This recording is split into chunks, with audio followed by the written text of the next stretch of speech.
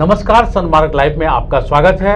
हमारे साथ हैं फुटाज के महासचिव डॉक्टर प्रोफेसर राजकुमार। राजकुमार जी, आपका बहुत बहुत स्वागत है। आज हम जानेंगे राजकुमार जी से रांची विश्वविद्यालय की शिक्षा से संबंधित बातें, झारखंड में और शिक्षा की क्या व्यवस्था है, बिहार से तुलना करेंगे और देश स्तर पर जानेंगे कि हमारा झारखंड कहाँ है। तो राजकुमार जी, पहले की शिक्षा व्यवस्था और अब के शिक्षा व्यवस्था में काफ़ी अंतर पाया जा रहा है। न तो शिक्षक अपनी भूमिका को निभा पा रहे हैं और न छात्र। रांची विश्वविद्यालय में सिलेबस को लेकर के भी अक्सर हंगामा होते रहा है। देखिए, सिलेबस बनाने का काम विश्वविद्यालय स्तर पर जो पीजी डिपार्टमेंट है वो उसके जिम्मे रहता है, जो और वहीं से कॉलेज को भी सिलेबस बनाकर दिया जाता है। यह बात सही है कि सिलेबस के इस बिंदु पर हम लोग काफ़ी कभी आगे कभी पीछे होते रहते हैं, जिसका खामियाजा छात्रों को भुगतना पड़ता है। रही बात पुरानी व्यवस्था और नई व्यवस्था में, तो नई व्यवस्था के अंतर्गत यूजीसी ने CBCS चॉइस बेस्ड सिस्टम लागू किया है और उसके मापदंड पर ही सिलेबस को भी बनाना पड़ता है यूनिवर्सिटियों में। और इस नई व्यवस्था के कारण थोड़ी उथल पुथल तो है, और इस उथल पुथल का खामियाजा कहीं ना कहीं स्टूडेंट को और शिक्षकों को भी, क्योंकि शिक्षक भी अब इस नए पैटर्न की जो शिक्षा पद्धति है अपने को एकाएक ढाल नहीं पाए हैं। हम कहें तो प्रशिक्षित नहीं हो पाए हैं। नए नए विषयों का समायोजित करना पाठ्यक्रम में और एकाएक क्लासरूम में बताना शिक्षकों के लिए भी एक दुरूह कार्य हो गया। सरकार ने एक नई नीति एडॉप्ट की है, प्राइवेट यूनिवर्सिटी। हाँ, तो इससे क्या लाभ दिखाई दे रहा है? क्या छात्रों को मुनाफा दिखाई दे रहा है या फिर राज्य को मुनाफा दिखाई दे रहा है? क्योंकि अलग राज्य बनने के बाद एक उम्मीद की जा रही थी कि शिक्षा में विकास होगा।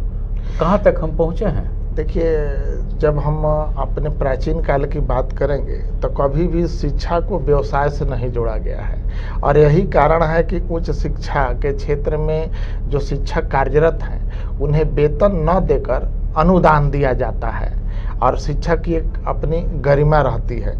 ये नई शिक्षा के जो बात आप कर रहे हैं, आधुनिक शिक्षा की बात कर रहे हैं, प्राइवेटाइजेशन की बात कर रहे हैं, तो इसमें कहीं ना कहीं तो देश और हम बात कर रहे हैं अपने इस झारखंड के, यह शिक्षा प्रभावित हुआ है।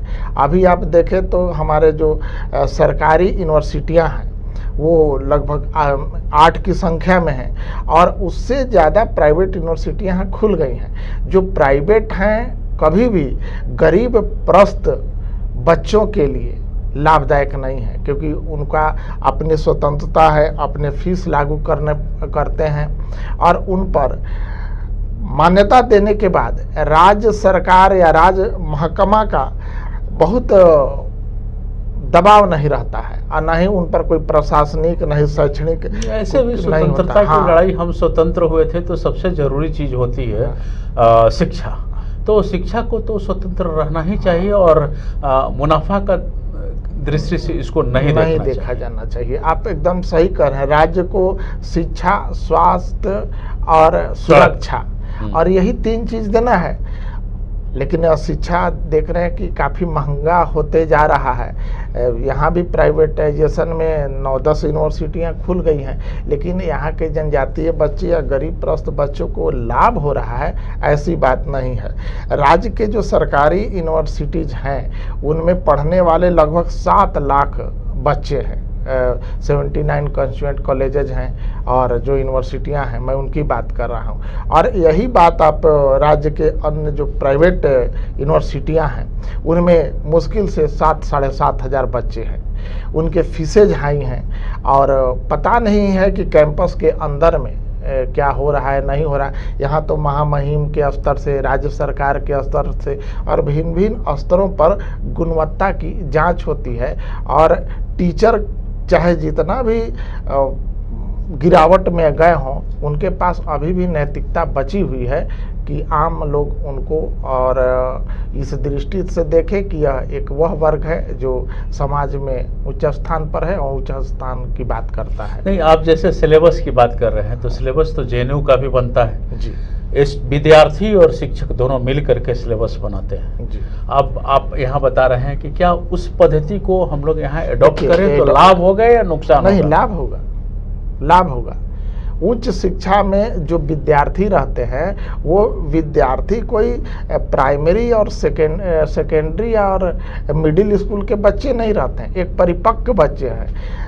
महाविद्यालय और विश्वविद्यालयों में पढ़ने वाले सभी बालिग स्टूडेंट रहते हैं जो अपने भविष्य के बारे में, अपने करियर के बारे में ज़्यादा चिंता करते हैं और उनको इस बात का ज़्यादा समझ रहता है कि हमको किस क्षेत्र में जाना है, किस क्षेत्र में करियर बनाना है। साथ ही साथ वैश्विक दृष्टि भी रखते हैं कि देश, समाज और राष्ट्र की भलाई भी उनमें रहता है कि हम क्या पढ़ें और कैसे उन्नति करें।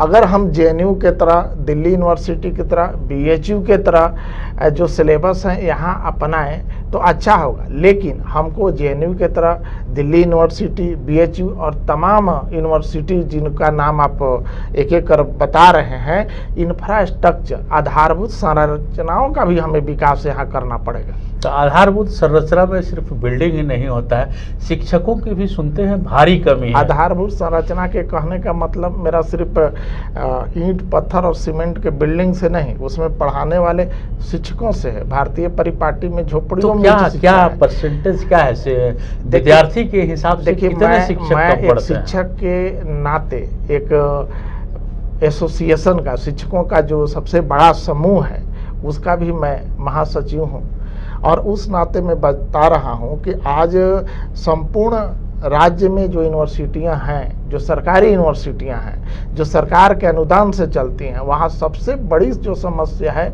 वह पदोन्नति की है, प्रमोशंस की है। हमारे यहाँ यूनिवर्सिटी विनोबा भावे यूनिवर्सिटी है, रांची यूनिवर्सिटी है और आपको बगल में कोयलांचल है, नीलांबर पीताम्बर है, ये आपको कोल्हान में, कोयलांचल में, सिद्धू कान्हू दुमका में, ऐसे यूनिवर्सिटियों में मुश्किल से 1 या 2 प्रोफेसर रैंक के टीचर बच गए हैं। अभी तो झारखंड कहाँ से आती है? वीसी स्तर से आती है या राज्य सरकार के स्तर से आती है? क्योंकि ये सिस्टम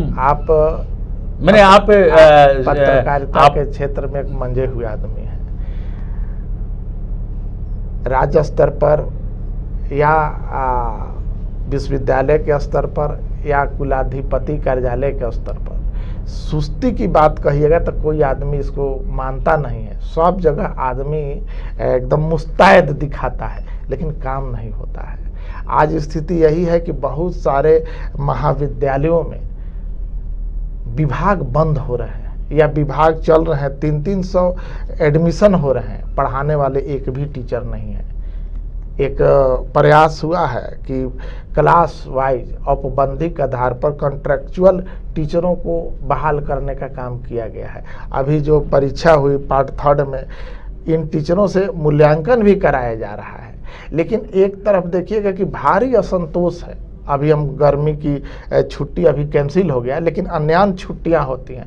उन छुट्टियों में इन औपबंधिक जो कॉन्ट्रैक्चुअल टीचर्स हैं, जो क्लास वाइज जो टीचर काम करते हैं, वो तो मौसमी मजदूर के भांति काम करते हैं। किसी भी समाज को, देश को, राज्य को विकसित करने के लिए शिक्षा सबसे जरूरी है। तो चाहे कोई सरकार हो, कहीं की सरकार हो, इसका मतलब कि शिक्षण व्यवस्था पर सरकार की सही नज़र नहीं गिर पा रही है या मुस्तैद नहीं हो पा रहे हैं लोग। क्योंकि अब चिकित्सक कॉन्ट्रैक्चुअल बेसिस पर हम रखते हैं, शिक्षण व्यवस्था के लिए कॉन्ट्रैक्चुअल बेसिस पर रखते हैं, तो वैसे में हमारा देश कितना ऊंचा बढ़ पाएगा? देखिए, उच्च शिक्षा में और शिक्षा के किसी भी वर्ग में, चाहे प्राइमरी हो, सेकेंडरी हो, मिडिल हो या उच्च शिक्षा हो, शिक्षकों को तो मेरा मानना है कभी भी आप दैनिक भत्ता पर या कॉन्ट्रैक्ट पर रखिए ही नहीं। अगर देश को आगे बढ़ना है तो सबसे जो जड़ में मजबूत है, भारत अपने को विश्व गुरु के नाम से जाना जाता है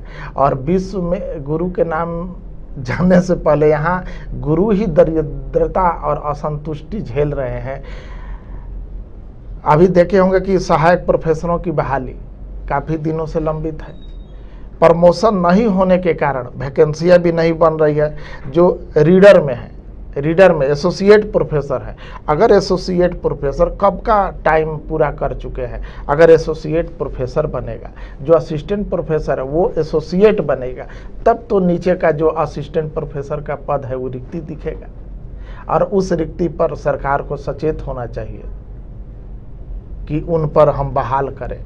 नहीं तो सिर्फ विश्वविद्यालय हो या किसी स्तर का महाविद्यालय हो, हम लोग एक सर्टिफिकेट बांटने वाली संस्था के रूप में हो जाएंगे, ज्ञान देने वाली संस्था के रूप में नहीं हो पाएंगे। जहां असंतुष्ट शिक्षक हों वहां उत्पादन भी कैसा होगा आप समझ सकते हैं।